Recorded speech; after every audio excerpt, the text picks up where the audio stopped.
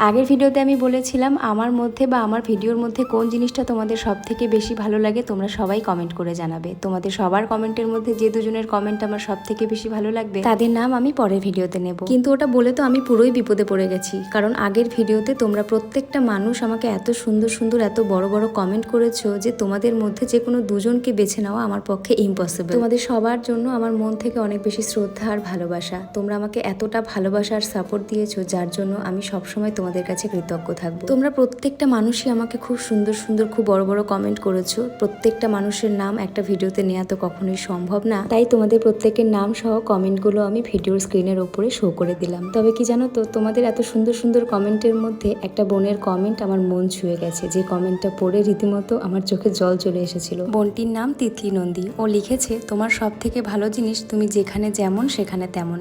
রাজার সুখের সময় কি সুন্দর রাজপ্রাসাদে সাজিয়ে গুছিয়ে সামলাতে, আবার রাজার কষ্টের সময়ও কি সুন্দর একসাথে আছো সপরিবারে। অনেক মেয়ের ইন্সপিরেশন তুমি, ভালো থেকো এইভাবে সপরিবারে, রাজার রাজত্ব এইভাবেই সামলিও। থ্যাংক ইউ বা ধন্যবাদ বলে তোমাকে ছোট করব না, শুধু এতটুকুই বলবো তুমি আমাকে অনেকটা গভীরভাবে চেনার চেষ্টা করেছো, যেটা আমার কাছে খুব ভালো লেগেছে। তাছাড়াও পৌলমী মুখার্জি আর অর্পিতা, তোমাদের দুজনের কমেন্টও আমার খুব ভালো লেগেছে। আজকে স্কুল থেকে মামামের আই কার্ডটা দেওয়া হয়ে গেছে, আর তাছাড়াও তোমরা আমাকে বলেছিলে মামামের স্কুলে কি কি শেখাচ্ছে সেগুলো একটু তোমাদের সাথে শেয়ার করতে। আজকে অল্প একটু শেয়ার করলাম, তোমরা যদি বলো পরের কোনো ভিডিওতে ডিটেলসে শেয়ার করে দেবো। ভালো থেকো তোমরা সবাই, তোমাদের সাথে আবারও দেখা হবে।